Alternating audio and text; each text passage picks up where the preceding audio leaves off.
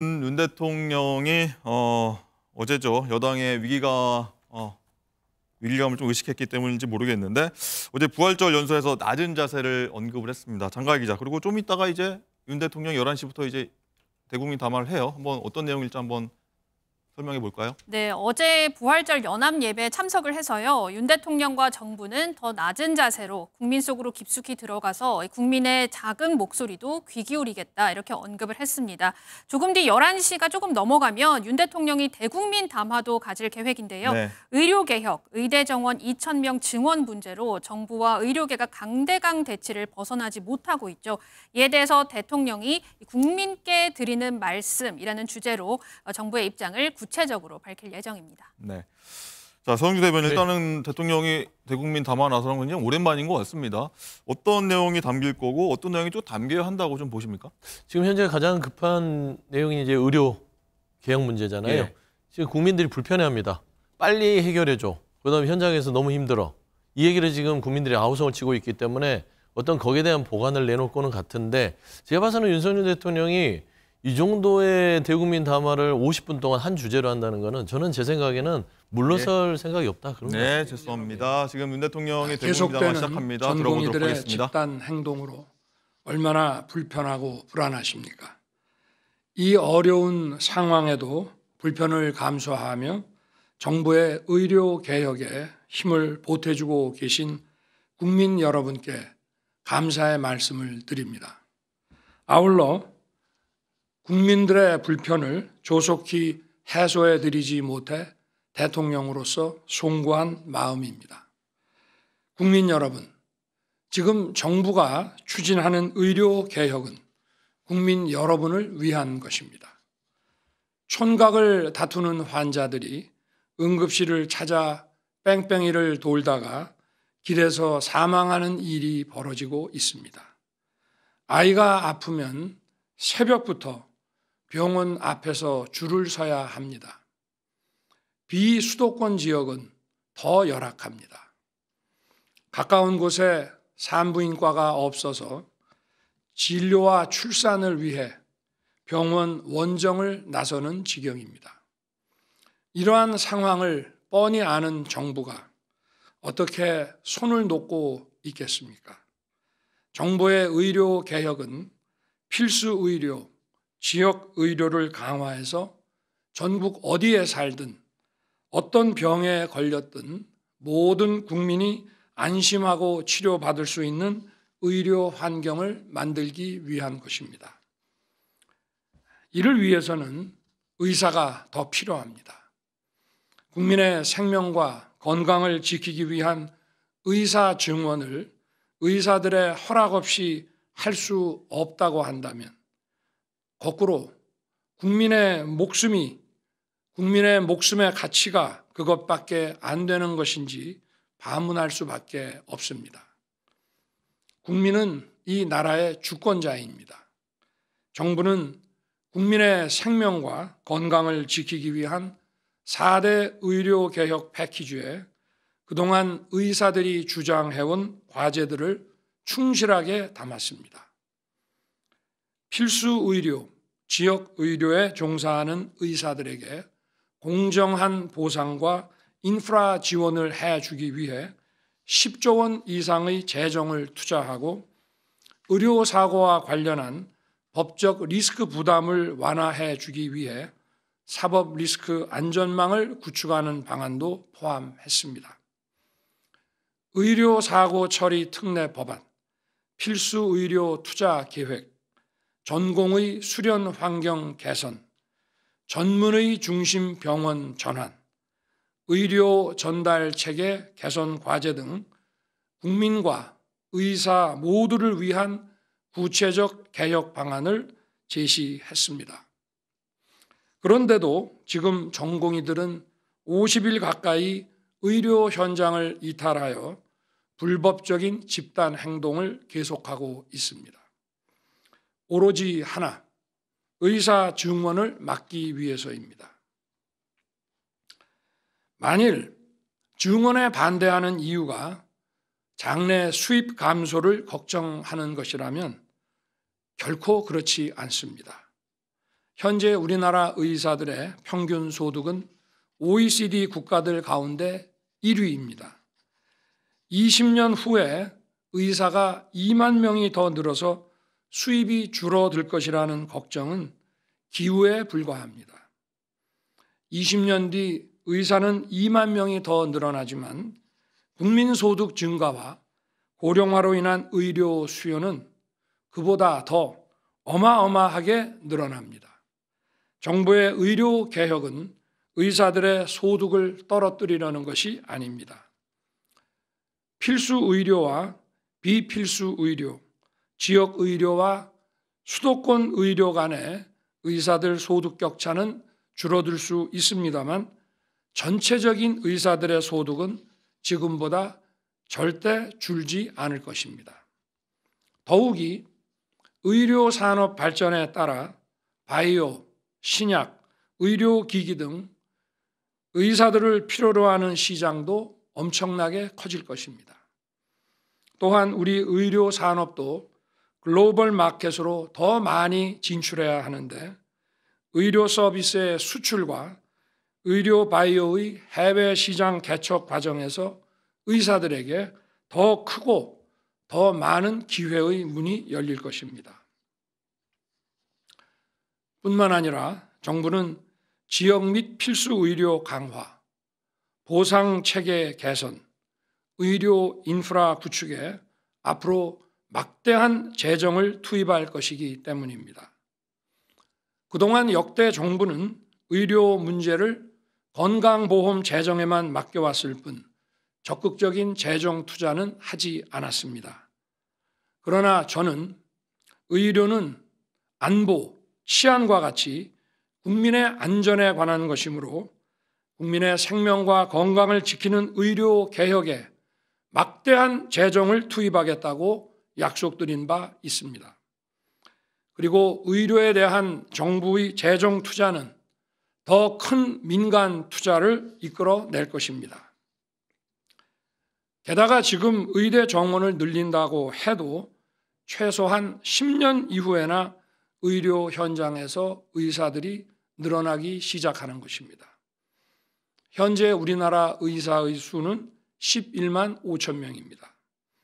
10년 이후 매년 2천 명씩 늘기 시작하면 20년이 지난 2045년에야 2만 명의 의사가 더 늘어납니다. 저는 지금 의사를 증원하더라도 증원된 의료 인력이 배출되지 못하는 향후 10년 동안 우리 국민들께서 얼마나 큰 어려움을 겪으실지 그게 더 걱정입니다. 일부에서는 일시에 2천 명을 늘리는 것이 과도하다고 주장합니다. 심지어 정부가 주먹구구식 일방적으로 2천 명 증원을 결정했다고 비난하기도 합니다. 결코 그렇지 않습니다. 2천 명이라는 숫자는 정부가 꼼꼼하게 계산하여 산출한 최소한의 증원 규모이고 이를 결정하기까지 의사단체를 비롯한 의료계와 충분하고 광범위한 논의를 거쳤습니다. 현재 우리나라 의사 수가 부족한 현실은 상식을 가진 국민이라면 누구나 동의하실 것입니다.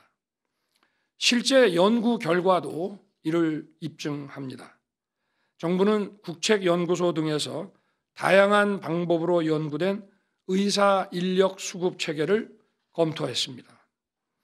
이러한 연구는 인력 추계에 사용되는 통계적 모형을 기초로 수요 측면에서는 저출산 고령화와 같은 인구 구조의 변화, 만성질환의 증가와 같은 질병 구조의 변화에다가 소득 증가에 따른 의료 수요 변화까지 반영한 것입니다. 어떤 연구 방법론에 의하더라도 지금부터 10년 후인 2035년에는 자연 증감분을 고려하고도 최소 1만 명 이상의 의사가 부족하다는 결론은 동일합니다. 게다가 의료 취약 지역에 전국 평균 수준의 의사를 확보해서 공정한 의료 서비스 접근권을 보장하는 데만 지금 당장 5,000명의 의사가 더 필요합니다. 결국 2035년까지 최소한 15,000명의 의사를 확충해야 합니다. 미래를 생각하면 상황은 더욱 심각합니다. 2000년 의학분업 당시 고령 인구 비중은 7%에 불과했습니다. 현재는 20%이고 2035년에는 30%에 육박합니다. 통계에 따르면 65세 이상 노인들은 30대, 40대 대비 11배의 입원 서비스를 이용합니다. 고령화율이 30%에 달하는 일본은 입원 환자의 평균 입원 일수가 OECD 평균의 3배를 넘습니다. 고령화가 의료 수요를 폭발적으로 증가시키는 것입니다. 의사 고령화도 심각한 문제입니다. 2022년 6.8%인 70대 이상 의사 비중이 10년 후인 2035년에는 19.8%에 이르게 됩니다. 의사들의 근로시간도 줄어들고 있습니다.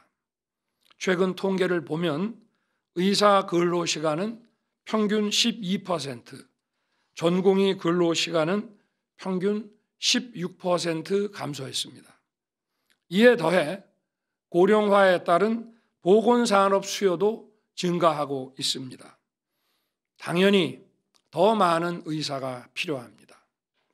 그럼에도 지난 27년간 의대 정원을 단 한 명도 늘리지 못했고 오히려 줄였습니다. 2000년 의학분업 당시 의사단체의 요구에 굴복해서 2006년까지 의대 정원을 단계적으로 351명이나 감축했습니다. 감축된 정원을 감안하면 지금까지 7,000명의 의사를 배출하지 못한 것이고 2035년까지 따지면 그 규모가 1만 명에 달합니다. 더욱이 최근 미용 성형 의료로 의사가 매년 6에서 700명 가까이 빠져나가고 있습니다. 결국 필수 의료를 담당할 의사들은 20년 전에 비해 매년 1,000명 가까이 줄어드는 것입니다. 우리나라와 인구 및 면적이 비슷하고 고령화를 비롯한 인구 구조 측면에서 우리와 같은 고민을 안고 있으며 제도적으로도 우리와 유사한 공적 의료 체계를 갖추고 있는 나라들의 의사 인력 숫자를 살펴보겠습니다. 영국의 현재 의사 수는 20만 3천 명이고 우리나라 인구 5천만을 기준으로 환산하면 15만 6천 명입니다. 프랑스는 의사 수가 21만 4천 명이고 우리나라 인구 기준으로 환산하면 16만 3천 명입니다.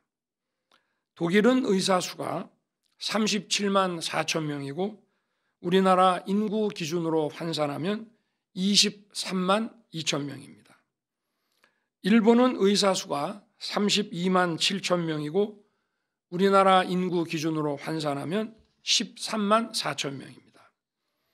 모두 우리나라 의사 수 11만 5천 명보다 크게 높습니다. 그럼에도 현재 매년 배출하는 의사 수가 영국은 11,000명, 프랑스는 10,000명, 독일은 11,127명, 일본은 9,384명입니다. 모두 우리나라의 3,058명보다 크게 많습니다. 향후 10년에서 20년이 지나면 영국, 프랑스, 독일, 일본의 의사 수와 우리나라 의사 수의 격차는 훨씬 더 벌어질 것입니다. 우리나라 인구 대비 의사 수는 OECD 국가들 가운데 가장 낮은 수준입니다. OECD 평균이 3.7명입니다. 인구 1000명당 3.7명인데 우리나라는 겨우 인구 1000명당 2.1명입니다. 5천만 우리나라 인구 기준으로 환산하면 OECD 평균에 비해 무려 8만 명의 의사가 부족하고 의과대학생 수는 OECD 평균의 절반 수준입니다. 게다가 우리나라 고령 인구 증가 속도는 OECD 평균의 1.7배에 달해서 앞으로 의사 부족 문제가 더욱 심각해질 수밖에 없습니다. 우리나라 현재 국민 의료비는 GDP의 9.7%입니다. 총 GDP 약 2,162조 원 가운데 210조 원이 의료비에 지출되고 이는 OECD 평균 9.3%보다 높습니다. 게다가 최근 6년간 우리나라의 GDP 대비 국민 의료비 증가 속도가 OECD 평균의 3배에 달할 정도로 의료 수요가 가파르게 증가하고 있습니다. 결국 급증하는 의료 수요를 감당하지 못해서 응급실 뺑뺑이 소아과 오픈런이 발생하는 것입니다. 의사 한 명이 너무 많은 환자를 진찰해서 3분 진료라는 말까지 나오고 있습니다. 지역의 종합병원과 지방의료원은 수억 원의 연봉을 제시해도 의사를 구하지 못하고 있습니다. 강원도에서 운영하는 영월의료원은 지난해 2023년 11월부터 8차례나 정신건강의학과 전문의 채용 공고를 냈습니다만 지원자가 단 한 명도 없었습니다. 속초의료원 역시 연봉 2억 2천만 원의 전문의 채용 공고를 냈습니다만 지원자가 없어 4번째 재공고를 올렸습니다. 전북 정읍시도 의사 채용을 위해 5번째 재공고를 하는 중입니다. 경남 산청보건의료원은 내과 전문의 채용에 1년이 걸렸습니다. 연봉을 3억 6천만 원까지 올려서야 겨우 의사를 구할 수 있었습니다. 또한 군, 경찰, 소방 등 특수 직군을 위한 병원은 장기 전문의를 구할 수 없어 특수 직군 맞춤형 진료 체계를 구축하는데 많은 곤란을 겪고 있습니다. 특히 군은 총상, 화상과 같은 외상, 화생방에 의한 호흡기 진료 등 일반 의료와 전혀 다른 특수성이 있어 군 경험을 오래 쌓은 의사가 필요합니다. 그런데 우리나라 군의관 2,500여 명 가운데 92%인 2,300여 명은 3년 복무를 하는 단기 군의관이고 매년 전체 군의관의 30%인 750명이 신규 군의관으로 교체됩니다. 우리 군 병력이 48만 명입니다. 실제로 군 의료 체계 내에서 임무를 수행하는 장기 군의관은 수련회를 제외하고는 130명밖에 되지 않습니다. 게다가 점점 더 많은 장기 군의관들이 의무 복무 기간만 마치면 군을 떠나고 있고 의대생들의 현역병 입대도 늘고 있습니다. 이제 군에 남아 군 의료에 전념하는 의사는 손에 꼽을 정도가 되었습니다. 미국의 국방의과대학, 일본의 방위의과대학처럼 과거 국방부에서 의무사관학교와 유사한 국방의학원 설립을 추진했습니다만 의료계의 반대로 무산된 바 있습니다. 이런 비정상적인 구조를 바로잡기 위해 의사 증원은 더 이상 늦출 수 없는 국가적 과제입니다. 게다가 의료 인력은 하루아침에 양성되지 않습니다. 예과 2년, 본과 4년에 의대 6년, 의대 졸업 후 인턴 1년, 레지던트 3년 내지 4년, 공중보건의 내지 군의관 3년 등 긴 시간이 필요합니다. 내년부터 의사 정원을 늘려도 2031년에야 첫 의대 졸업생이 나오고 전문의는 최소한 10년 이상 걸려야 배출됩니다. 2035년이 되어야 비로소 2,000명의 필수 의료를 담당할 수 있는 의사가 늘어나기 시작합니다.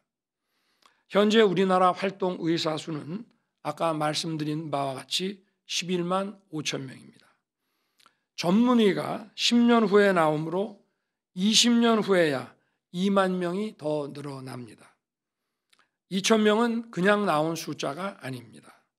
말씀드린 대로 정부는 통계와 연구를 모두 검토하고 현재는 물론 미래의 상황까지 꼼꼼하게 챙겼습니다.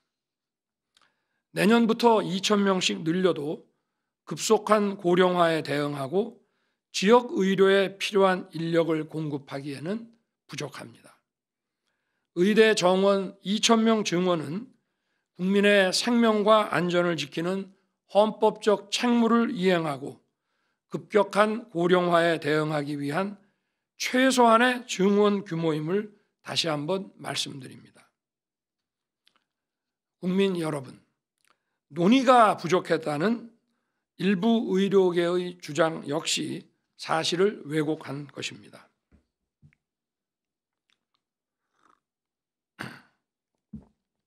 우리 정부는 2022년 5월 출범 이후 꾸준히 의료계와 의사 증원 논의를 계속해 왔습니다. 의료계가 참여하는 의료 현안 협의체, 의사 인력 수급 추계 전문가 포럼, 보건의료 정책심의위원회와 그 위원회 산하 의사 인력 전문위원회 등 다양한 협의기구를 통해 37차례에 걸쳐 의사 증원 방안을 협의해 왔습니다. 특히 대한의사협회와 보건복지부 양자협의체인 의료현안협의체에서는 2023년 1월 이후 무려 19차례나 의사 증원 방안을 논의해 왔습니다. 이 협의체에는 대한의사협회 산하단체인 대한전공의협의회도 참여하였습니다. 먼저 2023년 2월 9일 의료현안협의체 2차 회의에서 정부는 적정 의료 인력 양성을 논의 과제로 제시했습니다. 같은 해 3월 16일 3차 회의에서는 보건복지부와 대한의사협회가 의료 인력 확대와 필수 의료 인력 재배치 그리고 의사 근무 여건 개선 방안을 병행하여 논의하기로 한 바 있습니다. 3월 30일 제5차 회의에서 보건복지부는 대한의사협회에 의사 수급 전망 연구 결과를 제시하며 부족한 의사 수를 설명하고 전공의 협의회 회의와 대한의사협회 대의원 총회에서 반드시 의대 정원 증원을 논의해 달라고 요청했습니다. 4월 20일 7차 회의에서는 의사 증원과 함께 추진해야 할 정책을 논의하고 대한의사협회 대의원 총회에서 의사 인력 확충과 재배치 방안을 논의해 줄 것을 다시 요청했습니다. 이어 5월 4일 8차 회의에서 보건복지부는 의료 인력 충원에 대한 대한의사협회의 협의 원칙과 방향 제시를 요구하였습니다. 6월 8일 10차 회의에서는 의사 인력 확충과 재배치를 위해 과학적 근거에 기반하여 적정 의사 인력 확충 방안을 논의하고 확충된 의사 인력의 지역의료 필수의료 유입 방안과 전공의 수련 및 근무 여건 개선 방안을 마련하기로 보건복지부와 대한의사협회가 합의한 바 있습니다. 2023년 8월 16일에는 법적 심의 기구인 보건의료정책심의위원회에서 대한의사협회, 대한병원협회를 비롯한 의료서비스 공급자 단체, 수요자 단체 대표들과 함께 의사 인력 확충 방안을 논의했습니다. 위원회 산하에 보건의료정책심의위원회 산하에 의대 교수, 전공의 협의회 대표, 병원장, 전문가들로 의사인력 전문위원회를 구성해서 의사인력 증원과 양성에 관한 세부 정책 논의를 병행하기로 했습니다. 의사인력 전문위원회에서는 2023년 8월부터 12월까지 무려 9차례에 걸쳐 의사인력 수급 전망과 증원 규모, 의대 정원 확대 규모와 의대 교육 역량, 전공의 수련 개선 방안과 전문의 제도 개선 방안을 논의했습니다. 또한 정부는 이러한 논의 결과를 빠짐없이 의료 현안 협의체를 통해 대한의사협회와 그 산하 대한전공의 협의회에 계속 설명했습니다. 대한의사협회는 2023년 11월 15일 의료현안협의체 제17차 회의에서 과학적 객관적 데이터에 입각하고 필수 의료, 지역 의료를 살리는 대책이 선행된다면 의대 정원 확대 논의가 가능하다는 입장을 밝히기도 했습니다. 2023년 12월 계속된 제20차부터 23차 회의에서 정부와 대한의사협회는 의사 현황과 의사 수요, OECD 사례 등에 기반해 의사 인력 확충 방안을 계속 논의해 왔습니다. 정부는 지역 간 의료 격차 통계, 미래 의료 수요 증가와 의사 수급 전망, 의료 현장 실태 조사 결과 등 의사 부족과 증원의 근거를 제시했습니다. 또한 의료사고 법적 부담 완화 방안, 전공의 근로 여건 개선을 포함한 인력 시스템 혁신 방안, 의료 전달 체계 개선 방안 등 의사 증원과 함께 추진할 정책 과제를 논의했고, 의학교육 평가 인증 기준 개선, 교수 인력 확대 등 의학교육의 질을 높이는 방안도 논의했습니다. 이처럼 논의를 계속한 끝에 2024년 1월 15일과 16일에 걸쳐 대한의사협회, 대한전공의협회, 대한병원협회 등 6개의 단체에 공문을 보내 적정 의대 증원 규모에 대한 의견을 제출해 달라고 요청했습니다.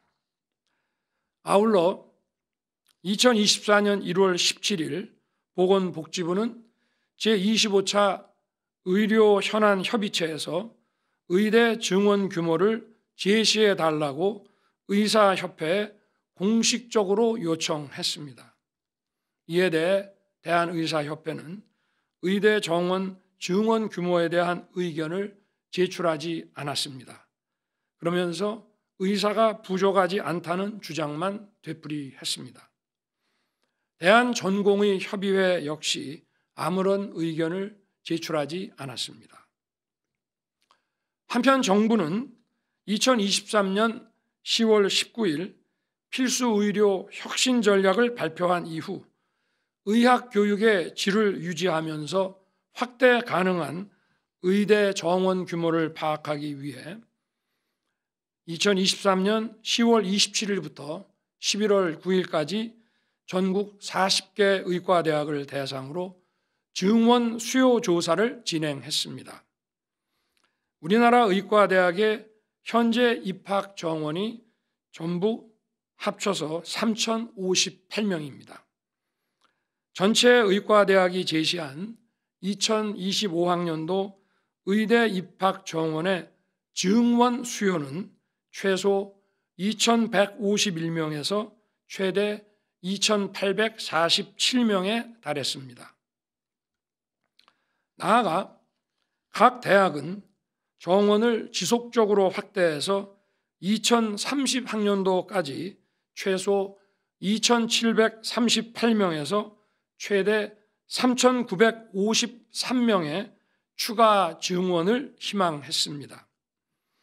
이는 향후 대학이 정부 지원 등에 의한 추가 교육 여건 확보를 전제로 제시한 추가 증원 희망 규모입니다. 이와 함께 정부는 이처럼 의대 정원을 늘려도 교육의 질은 떨어지지 않음을 여러 통계와 조사로 확인했습니다. 2023년 기준으로 의대 전임 교원 1인당 학생 수는 평균 1.6명으로 증원을 해도 법정 기준인 교원 1인당 학생 수 8명에는 크게 못 미칩니다. 또한 복지부는 각 대학의 수요조사의 타당성을 검토하기 위해 관련 전문가로 의학교육 점검반을 구성해 의대 교육 여건에 관한 서면 검토 및 현장 점검을 실시해서 학교별 상황을 면밀하게 점검했습니다.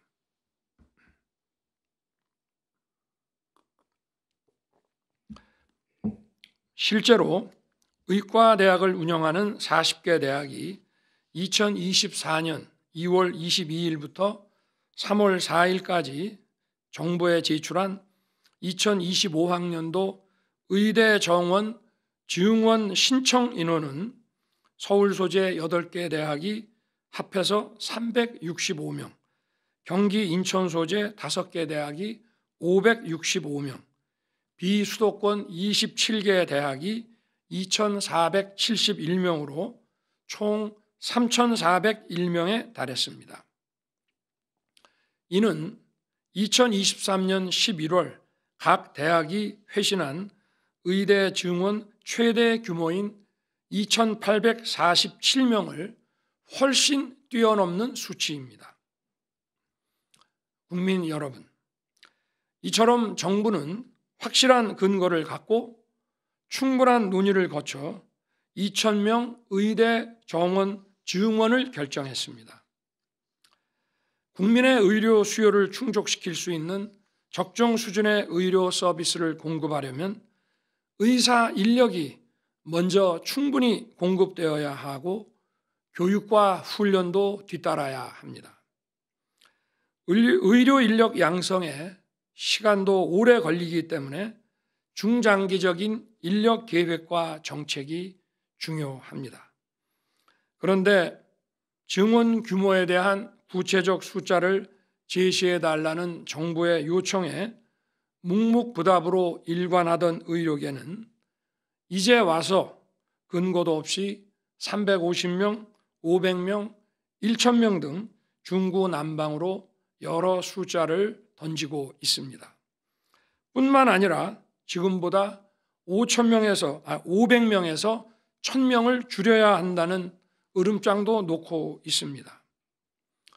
의료계가 증원 규모를 2,000명에서 줄여야 한다고 주장하려면 집단 행동이 아니라 확실한 과학적 근거를 가지고 통일된 안을 정부에 제시해야 마땅합니다. 더 타당하고 합리적인 방안을 가져온다면 얼마든지 논의할 수 있습니다. 정부의 정책은 늘 열려있는 법입니다. 더 좋은 의견과 합리적 근거가 제시된다면 정부 정책은 더 나은 방향으로 바뀔 수 있는 것입니다. 하지만 제대로 된 논리와 근거 없이 힘으로 부딪혀서 자신의 뜻을 관철시키려는 시도는 결코 받아들일 수 없습니다. 불법 집단 행동을 즉각 중단하고 합리적 제안과 근거를 가져와야 합니다. 정부가 충분히 검토한 정당한 정책을 절차에 맞춰 진행하고 있는데 근거도 없이 힘의 논리로 중단하거나 멈출 수는 없습니다. 꼭 2,000명을 고집할 이유가 있냐? 점진적 증원을 하면 되지 않느냐고 묻는 분도 계십니다. 애초에 점진적 증원이 가능했다면 어째서 지난 27년 동안 어떤 정부도 단 한 명의 증원도 하지 못한 것인지 되묻고 싶습니다. 단계적으로 의대 정원을 늘리려면 마지막에는 초반보다 훨씬 큰 규모로 늘려야 하기 때문에 지금과 같은 갈등을 매년 겪을 수밖에 없습니다. 20년 후에, 예를 들어 20년 후에 2만 명 증원을 목표로 잡고 지금부터 몇백 명씩 단계적으로 증원한다면 마지막 해에는 4,000명을 증원해야 된다는 계산이 나올 수 있습니다. 의대 지망생의 예측 가능성과 또 연도별 지망생들 간의 공정성을 위해서도 증원 목표를 산술 평균한 인원으로 매년 증원하는 것이 더 타당합니다. 이해 집단의 위협에 굴복해서 증원은 고사하고 351명 정원 감축에 찬성한 것이 지금 심각한 의사 부족 사태를 초래한 것입니다. 27년 동안 반복한 실수를 또다시 되풀이할 수는 없습니다.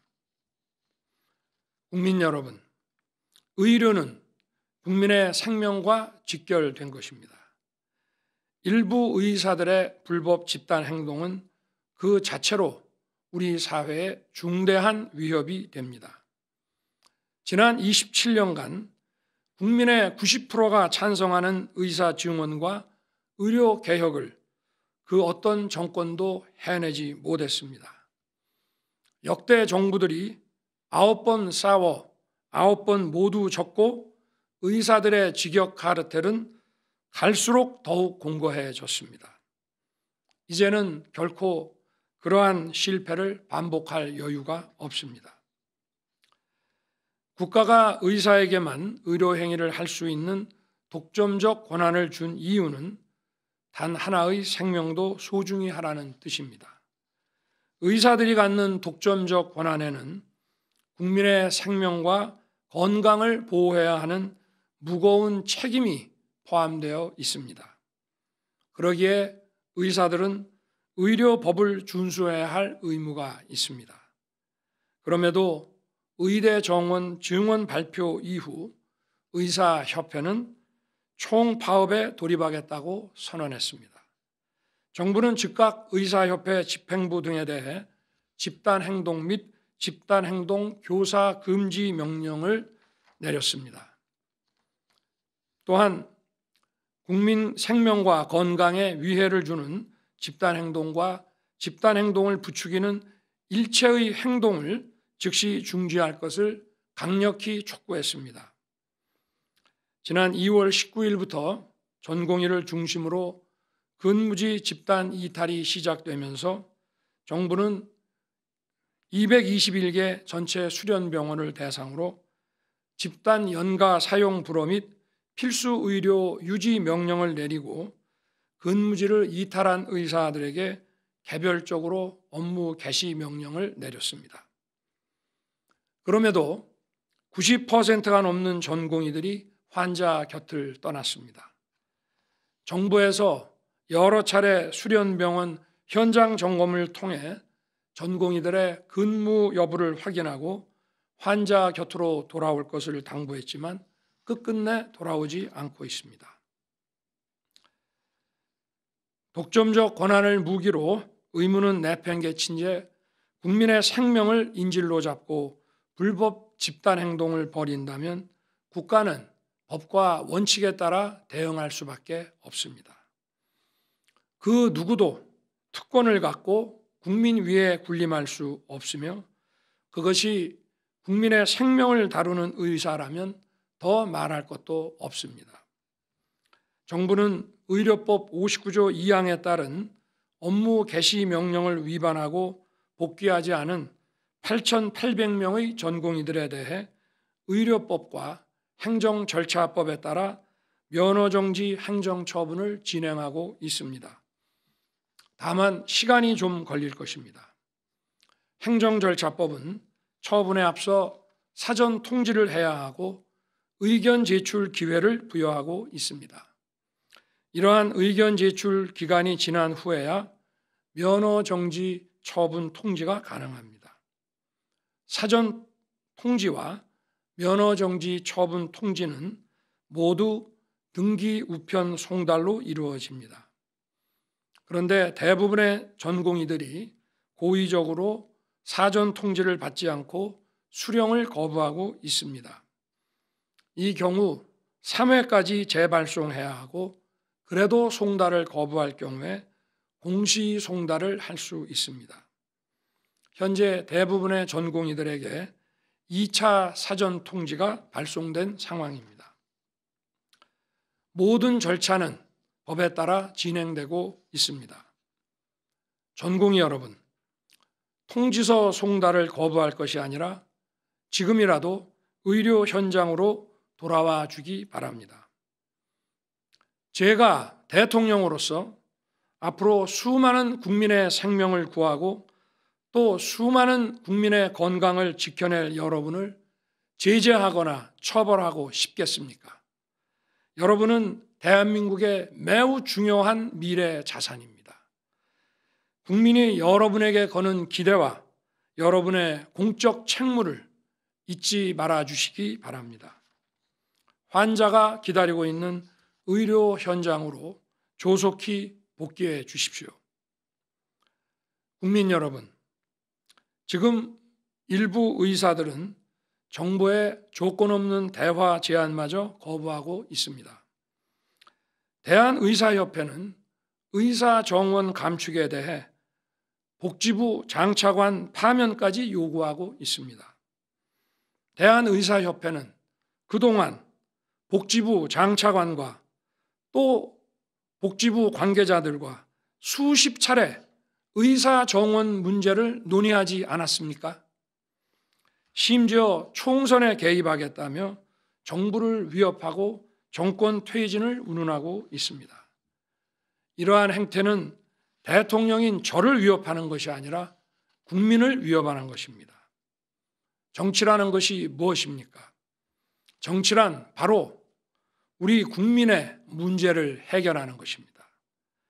국민을 불안하고 불편하게 만드는 구조적인 문제를 잘 알면서도 이해 집단의 저항에 굴복한다면 정치가 존재하지 않는 것입니다. 정상적인 국가라고 할 수 없습니다. 저는 국민 여러분께 반드시 해결하겠다고 약속드린 여러 개혁 과제들을 해결하기 위해 지금까지 전력을 다해왔습니다. 구조적, 고질적 문제를 개혁하는 것이 바로 국민이 선출한 정부의 역할이기 때문입니다. 제가 정치적 득실을 따줄 줄 몰라서 개혁을 추진하는 것이 아닙니다. 국민이 고통에 신음하는 모습을 오랫동안 보았기 때문입니다. 누군가 국민과 국익만 바라보고 유불리를 따지지 않고 개혁에 뛰어들지 않는다면 이 나라에 미래가 없기 때문입니다. 저는 공직 생활을 할 때부터 대통령이 된 지금까지 단 한 번도 쉬운 길을 가지 않았습니다. 회피하고 싶은 인기 없는 정책도 국민에게 꼭 필요하다면, 국익에 꼭 필요하다면 과감하게 실천하면서 여기까지 왔습니다. 2022년 화물연대의 집단 운송 거부 사태 당시 이길 수 없는 싸움이라며 타협해야 한다는 의견이 많았습니다. 하지만 법과 원칙에 따라 총 932명에 대해 업무 개시 명령을 발동했습니다. 선량한 화물차 기사들을 폭력으로부터 보호하는 데 최선을 다했고 결국 사태를 해결할 수 있었습니다. 건설 현장의 건폭에 대응할 때에도 노조 단체와 지지 세력들은 정권 퇴진과 탄핵을 외치며 저항했습니다. 만약 그때 물러섰더라면 건물과 산업시설 건설에 엄청난 차질이 빚어지면서 우리 경제와 일자리에 악영향을 끼쳐 결국 국민에게 그 피해가 고스란히 돌아갔을 것입니다. 건전 재정 기조에 대해서도 여당과 지지자들도 반대했습니다. 앞으로 총선을 치러야 하는데 건전 재정이 말이 되냐는 얘기를 숱하게 들었습니다. 우리 정부 출범 당시 6 내지 7%에 이른 물가가 건전 재정 기조가 아니었다면 지금 2 내지 3%대로 잡히지 않았을 것이고 과도한 국채 부담으로 국채와 회사채 금리가 치솟았을 것이며 고금리 시대에 금융시장 안정을 기할 수 없었을 것입니다. 망가진 한일 관계를 개선하려고 했을 때는 당 안팎에서 지지율을 걱정했습니다.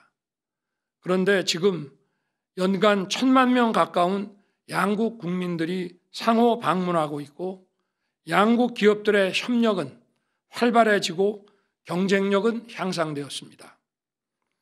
사교육 카르텔을 혁파하고 늘봄 학교를 추진하는 과정에서도 적지 않은 반대와 저항이 있었습니다.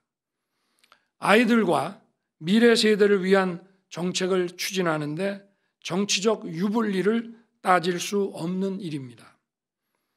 원전 정책 정상화는 탈원전 세력들의 강력한 저항에 부딪히기도 했습니다. 하지만 결국 원전 생태계가 살아났고 우리 모든 산업 생태계가 활력을 찾게 됐습니다. 반도체 등 첨단 산업은 원전 없이는 불가능합니다. 옳은 정책이지만 지지율이 떨어진다. 그걸 꼭 지금 해야 할 필요가 있느냐며 만류하고 막아서는 사람이 많았습니다. 지금 의료 개혁도 마찬가지입니다. 하지만 국민 여러분, 국민의 생명과 건강이 걸린 문제를 어떻게 대통령이 유불리를 따지고 외면할 수 있겠습니까? 역대 어느 정부도 정치적 유불리 셈법으로 해결하지 못한 채 이렇게 방치되어 지금처럼 절박한 상황까지 온 것입니다. 저는 이것이 바로 민주주의의 위기라고 생각합니다. 국민 여러분께서 저를 불러내셔서 이 자리에 세워주신 이유가 무엇인지 저는 잘 알고 있습니다. 국민의 보편적 이익에 반하는 기득권 카르텔과 타협하고 굴복하지 않아야 한다는 것 잘 알고 있습니다. 국민 여러분, 지금도 의사의 본분을 지키면서 국민 곁을 지키고 계시는 많은 의사들이 있습니다. 이분들과 국민 여러분의 협조로 현재 비상의료 체계를 유지하고 있습니다. 현장을 지키고 계신 의사, 간호사, 간호조무사를 비롯한 모든 의료진께 깊이 감사드립니다. 정부도 최선을 다할 것입니다. 그리고 현장 의료진 여러분을 국가 재정으로 충분히 지원해 드리겠습니다. 병원을 떠나 있는 전공의 여러분, 제가 의료 개혁을 통해 제대로 된 의료 시스템을 만들겠습니다. 우리나라의 의학과 의료 산업의 경쟁력을 세계 최고로 만들 수 있도록 막대한 재정 투자를 하겠습니다.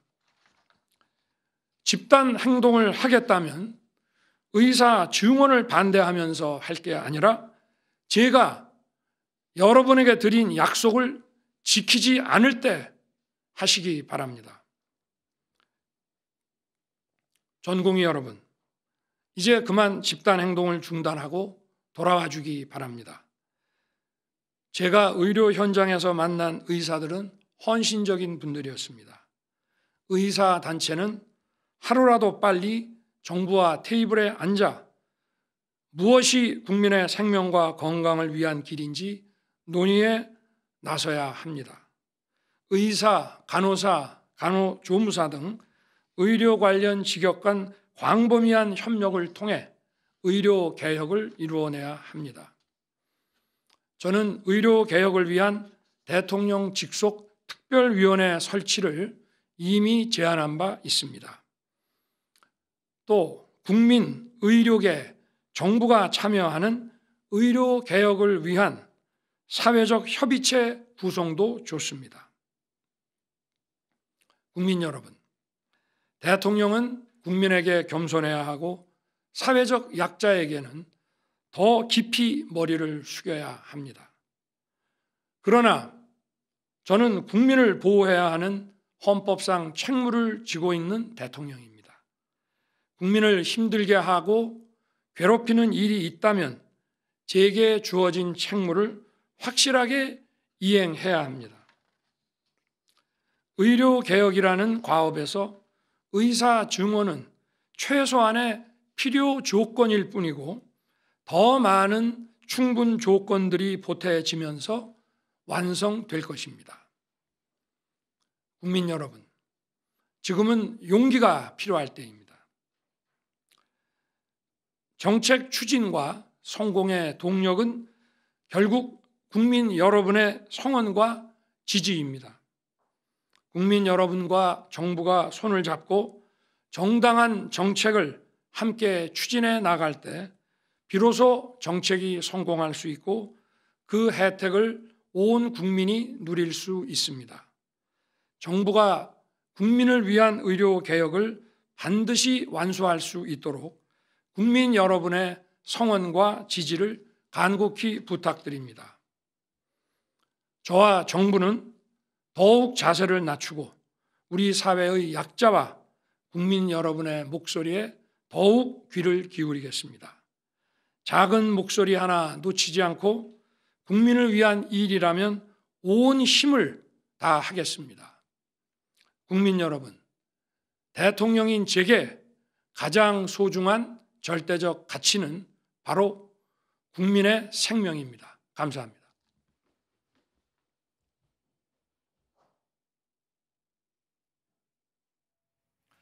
네, 윤석열 대통령의 의료개혁 관련 대국민 담화 듣고 왔습니다.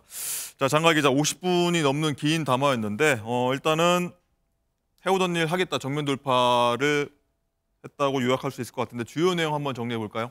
결과적으로 당초 정부가 주장을 했었던 의대 정원 2,000명 증원은 최소 규모인데 타당한 방안이 있으면 논의할 수 있다는 겁니다. 제가 한 3가지로 요약을 해봤는데요. 네. 왜 의료진을 늘려야 하느냐에 대한 질문에는 필수 의료, 지역 의료를 강화해서 전국 어디에서 살든 모든 국민이 안심하고 치료받을 수 있는 의료 환경을 구성을 해야 되는데 이를 위해서는 의사가 더 필요하다는 겁니다. 그리고 두 번째, 의사들이 2,000명을 반대하는 거 이거 혹시 미래 수입이 줄까 봐 그런 거 아니냐 이런 의문에 대해서도 윤 대통령이 언급을 했는데요. 윤 대통령은 20년 뒤에 의사는 2만 명이 더 늘어나지만 또 국민 소득이 증가하고 고령화로 인해서 또 의료 수요가 더 늘어날 것이기 때문에 전체적으로 봤을 때는 의료 수입이 더 늘 것이다라는 답을 내놨습니다. 네. 그리고 세 번째로 그러면 2,000명이라는 숫자 도대체 어디서 나온 거냐 이거에 대해서도 좀 꽤 길게 설명을 했는데요. 2,000명이라는 숫자는 정부가 꼼꼼히 계산해서 산출한 이 최소한의 증원 규모다. 의사단체와 의료계와 이 숫자를 위해서 충분한 논의를 가졌다. 그러니까 논의가 부족했다. 이런 의료계의 주장은 사실이 아니다. 이거 왜곡이라고 말했습니다. 네. 또 단계적으로 늘리는 건 지금과 같은 갈등을 매년 겪어야 하는 것이라고 했고요. 또 마지막으로 의료계가 더 타당한 방안을 가져오게 되면 얼마든지 더 논의할 수 있다고 했습니다. 그러면서 대통령 또한 국민의 건강을 지켜낼 의료인을 처벌하고 싶지 않기 때문에 전공의들이 지금이라도 현장에 돌아오라고 했습니다. 네, 자, 긴 담화였고 정리 잘 해주셨는데 일단 서정욱 변호사님, 굉장히 의정 갈등의 상징적인 숫자가 2,000명 아니었습니까? 일단 윤 대통령은 그대로 가겠다, 밀고 나가겠다, 정면 돌파 의지 밝혔거든요. 어떻게 들었습니까? 물러설 거란 예상도 좀 일각에서 있었지만. 뭐 저는 대통령은 이제 그 정치적인 유불리를 떠나서 오로지 이제 그 국익과 국민만 보고 원칙대로 이제 그 가겠다 이런 이제 메시지로 보이고요. 아마 이제 정치적 유불리도 저는 단정할 수는 없다 봐요. 지금 의료개혁이 필요하다는 데 대해서는 거의 공감할 겁니다. 네. 지금 이제 지역 지방이나 또는 이제 필수 의료에 심각한 문제가 많거든요.